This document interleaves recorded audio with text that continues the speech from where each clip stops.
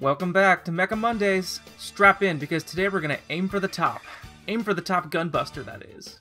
This mecha anime was released in 1988 by Studio Gainax, who of course is best known for creating other great mecha animes such as Neon Genesis Evangelion and Gurren Lagann. If you loved Gurren Lagann but haven't seen Gunbuster, just stop the video right now. I'm serious, you'll love it. You can thank me later. Also, spoiler alert, if you haven't seen this 28-year-old anime already, here's the basic gist of Gunbuster. The Earth is at war with space monsters, and leotard-clad student Noriko Takaya yearns to become a mech pilot and combat the alien menace.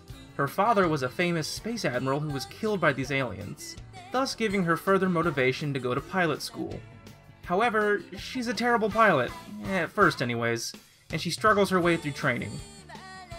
But with a little help from her superiors, Kazumi Amano, and the memorable Coach Ota, Noriko quickly makes her way to the top and pilots Gunbuster, the ultimate fighting robot, by the 4th episode. That sounds awfully fast, right?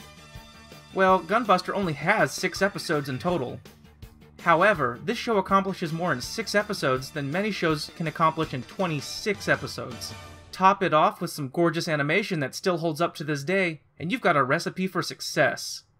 The first 3 episodes of Gunbuster focus primarily on character development and comedic moments, whereas the last 3 episodes contain gigantic action sequences and thought-provoking science fiction. The one consistent feature across all 6 episodes of Gunbuster is its ever-increasing sense of scale. Episode 1 is exclusively on Earth, but the story quickly moves to outer space and turns into an intergalactic conflict that ends, quite literally, 12,000 years in the future due to the effects of a black hole. The space aliens are really just lesser antagonists when compared to the space-time continuum. In Gunbuster, you'll see the adverse effects of space travel and how it affects the lives of the main characters. It makes for some emotional scenes that makes the show even more memorable. Aside from an interesting plot, Gunbuster pays tribute to the mecha genre in more ways than one. The show is an obvious throwback to the super robot genre of shows like Voltron and Mazinger Z, with larger-than-life personalities that just love to yell out their attacks during battle.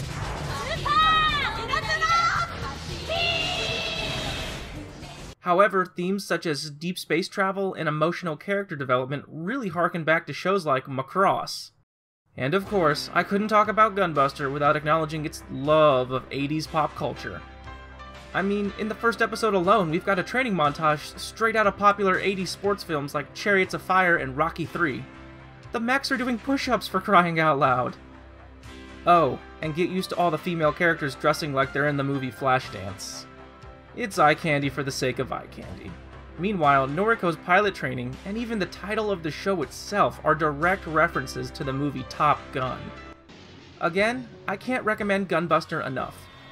It's an anime classic that timestamps the period in which it was created, but will likely continue to influence the mecha genre for generations to come. Remember to aim for the top, and I'll catch you next time on another episode of Mecha Mondays.